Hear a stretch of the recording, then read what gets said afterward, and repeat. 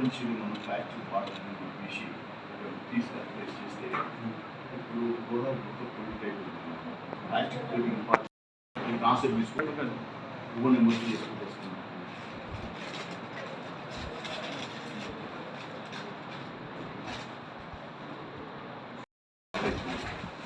మీరు అది మోటివేట్ చేసుకోండి చెప్తాను కమిషనర్ సార్ చైర్మన్ చెప్తాను సార్ నేను మోటివేట్ చేస్తున్నాను నాకు సబ్జెక్ట్ నాకు సార్ నేను వాళ్ళకి కన్సల్ట్ వాళ్ళకి చెప్తాను మీరు సార్ కోఆపరేట్ చేస్తాను.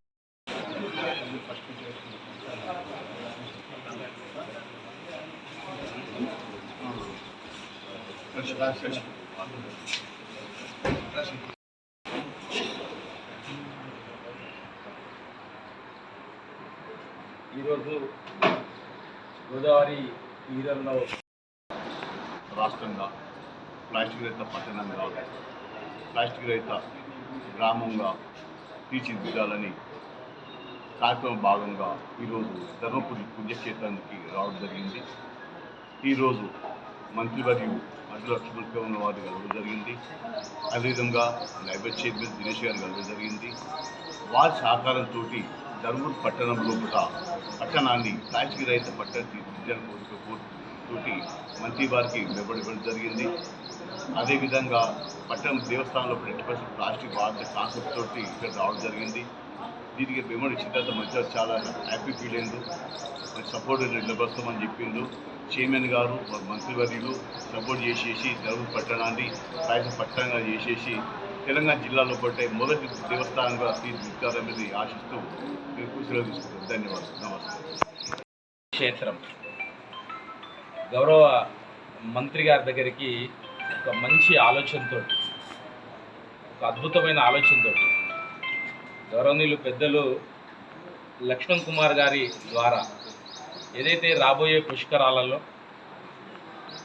ప్లాస్టిక్ అనేది ధర్మపురిలో ఉండొద్దు అనే ఆలోచనతో గత సంవత్సర కాలంగా అడ్వకేట్ మధుసూదన్ రెడ్డి గారు ఒక మంచి ఆలోచనతో వారి దగ్గరికి వచ్చి దానికి సంబంధించిన ఏదైతే క్యాపులు కానివ్వండి, అదేవిధంగా ఒక సంచితోటి ఏర్పాటు చేసినటువంటి సంచిని కానీ తీసుకురావడం జరిగింది. నిజంగానే అంటే వాస్తవంగా నిన్ననే గౌరవ మంత్రివర్యులు మన నియోజకవర్గంలో కానివ్వండి, మన ప్రాంతంలో కానివ్వండి, వారి శాఖకు సంబంధించినటువంటి సే నో డ్రగ్స్ అనే కార్యక్రమం, ఈరోజు సే నో ప్లాస్టిక్ అనేది కార్యక్రమం. వాస్తవంగా నేను ఒక ధర్మపురి వాసిగా, ధర్మపురి క్షేత్రంలో ఇక్కడే పుట్టి ఇక్కడే పెరిగిన వాడిగా, ధర్మపురి క్షేత్రము తీర్థము చాలామంది భక్తులు ఇక్కడికి రావడం జరుగుతుంది.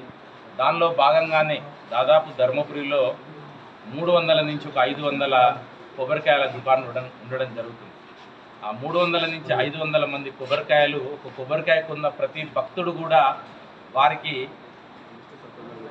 ప్లాస్టిక్ సంచిలో వారికి ఇవ్వడం జరుగుతుంది.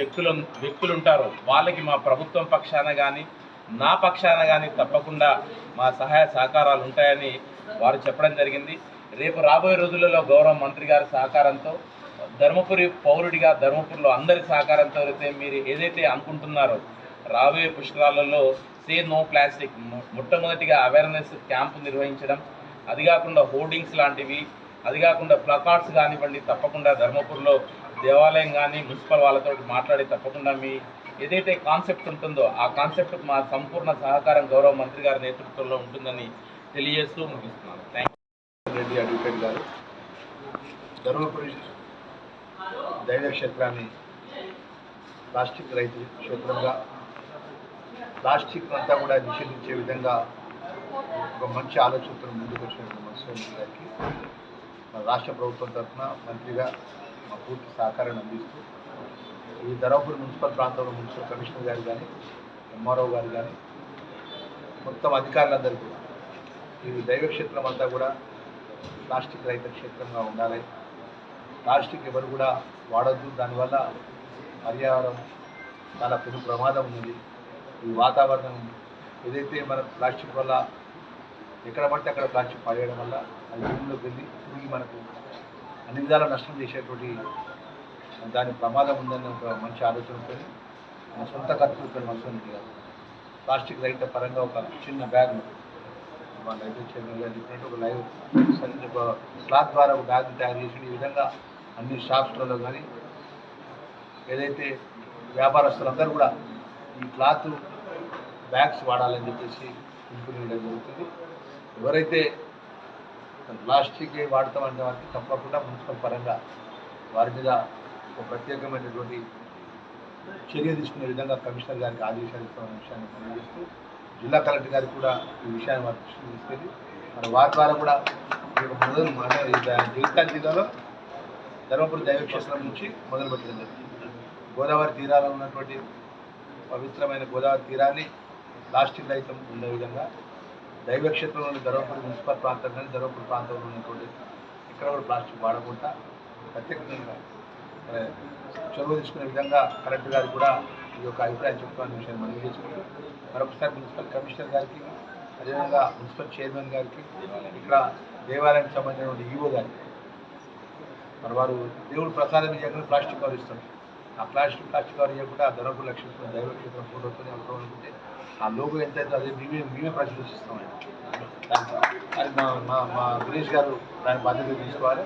దానికి న్యాయం ఏదైతే డబ్బు ఏదో నేను ఇస్తాను, ఆ సొంత డబ్బులు నేను ఇస్తాను.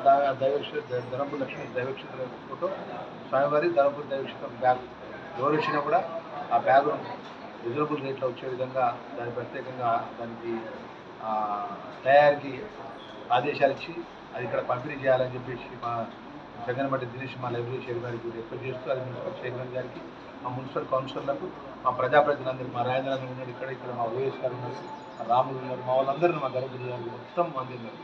మనం మా బాధ్యతగా మేమందరం కూడా మా మసూద్ రెడ్డి గారు తీసుకున్న ఆలోచనని అమలు పరిచేందుకు మా బాధ్యత పరంగా మేము ముందుకు అదేవిధంగా సపోర్ట్ చేస్తామని చెప్పి మరొకసారి తెలియజేసుకుంటూ మరొకసారి మసూద్ రెడ్డి అడిగడి గారికి మనస్ఫూర్తిగా నేను ధన్యవాదాలు తెలియజేసుకుంటూ ఈ విధంగా ముందుకు రావాలని